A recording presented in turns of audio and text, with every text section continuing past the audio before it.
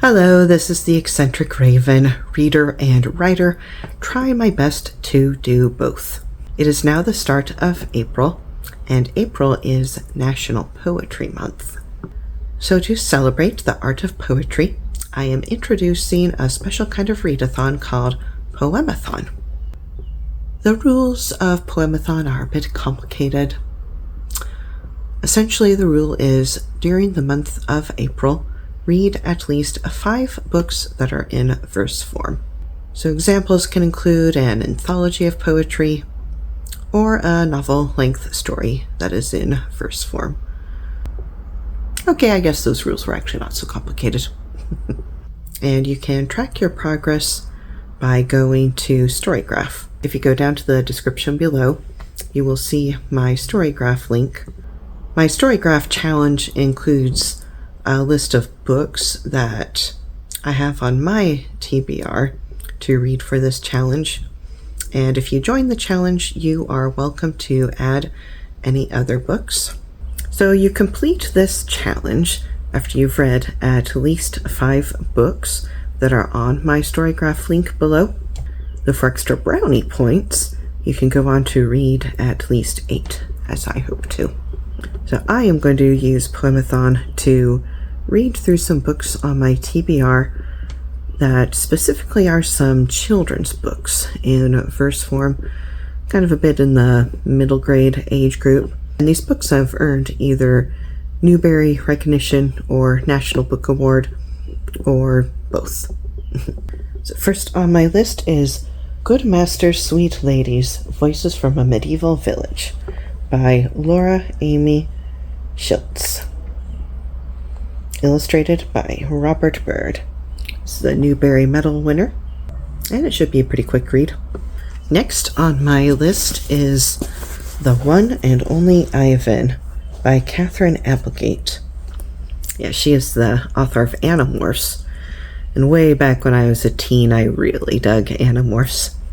This has been on my TBR for so long, so glad I'm going to finally get down to reading it.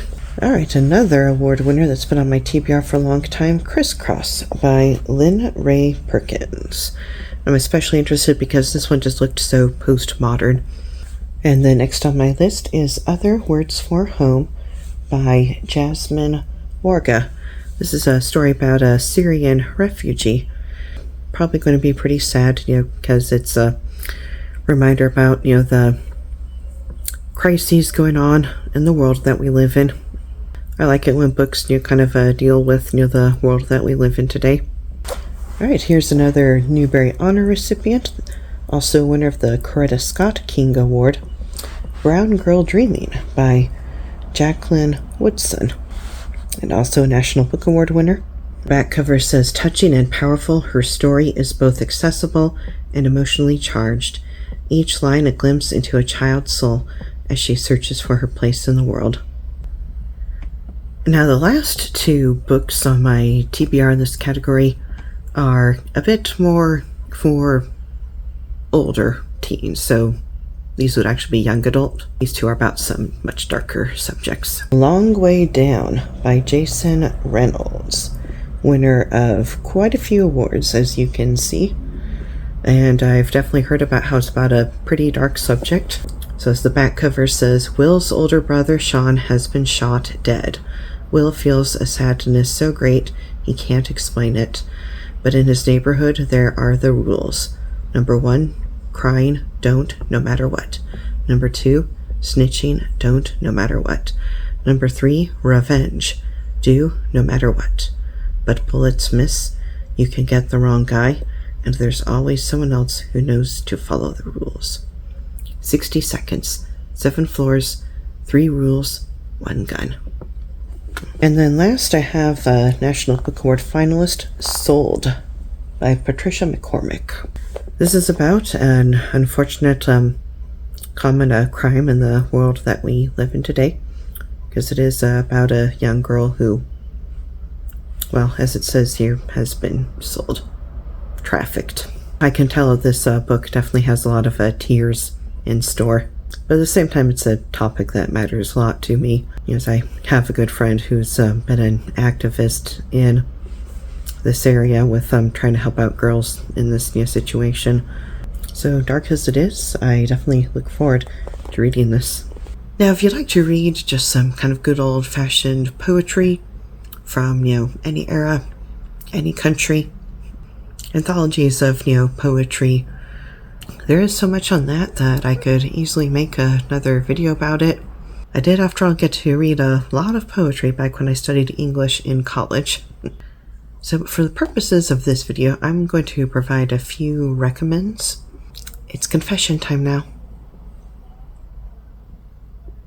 Time to let the cat out of the bag. I actually usually don't like poetry that much. Yes, you heard that right. Usually I'm not that fond of poetry. The reason why is that often with poetry you need to really read it over and over again and study it to really understand the meaning, which I often don't really like doing. So that's why it is that for me to love a poem, it either needs to be telling a story, whether it's like, a classic, epic, or like, modern novel in verse form, or the poetry would need to be song-like. So it's like I can enjoy reading it over and over again because I feel as if I'm listening to a song over and over again. So if you're like me, I have a few recommendations of books of poetry for people who hate poetry. So first on my recommends for people who hate poetry is William Butler Yeats' Selected Poems and 4 Plays. In fact, I should also add to for this Poem-a-thon, it counts to read plays that are in verse form. Many classic plays are in verse form, so you can even read Shakespeare plays for this. So William Butler Yeats, often called W.B. Yeats for short, was an Irish poet from back in the early 20th century. He won the Nobel Prize in Literature. And so he wrote a lot of songs about, the beauty of Ireland, and also about, a lot of events of that time, a lot of the kind of, fears and worries that they had back then when Ireland was having their revolution. I first got into his poetry from when I listened to the music of Lorena McKennitt.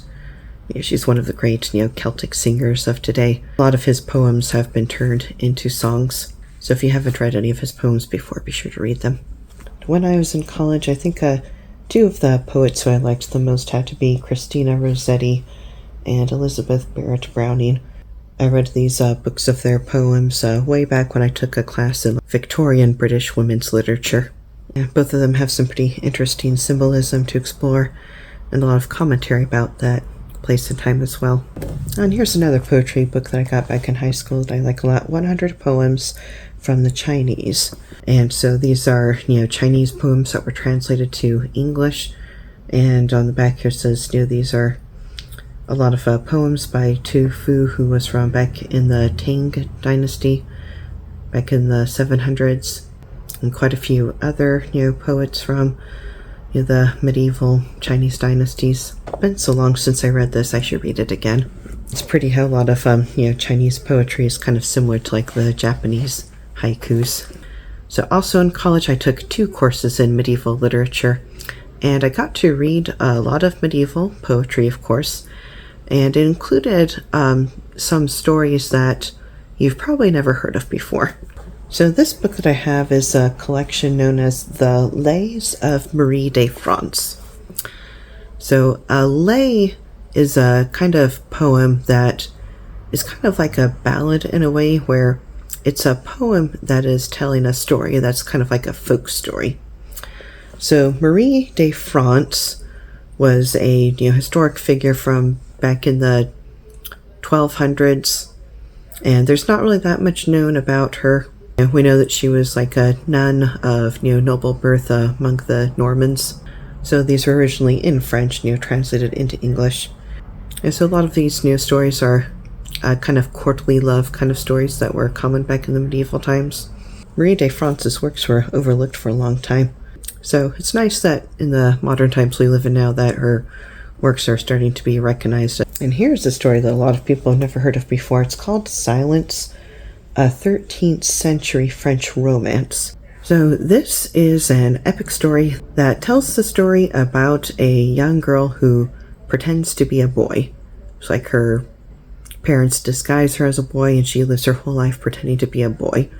And she gets to become like a knight. And it's very, very, very interesting.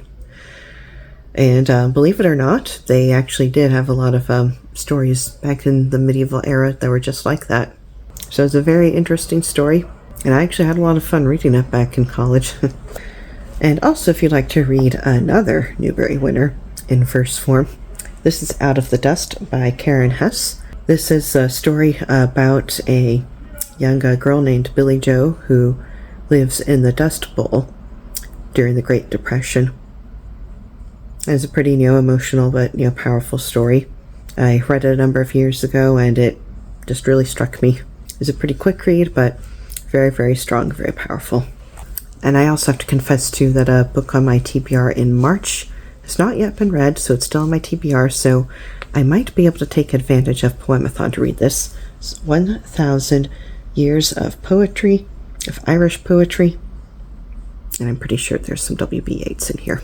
So that is Poem-a-thon for you. If you'd like to join, please feel free to follow my link below to Storygraph, where you can add on some books on your TBR or that you would recommend. So what do you plan on reading in April? Please leave a comment, and if you like this video, please like it, so then YouTube can share it and more people will get to know about Poem-a-thon. And please subscribe so then you can follow more of my readathons and book recommendations and book reviews, as well as some of my writing tips and writing journey. So then, if you're a fellow writer, we can connect.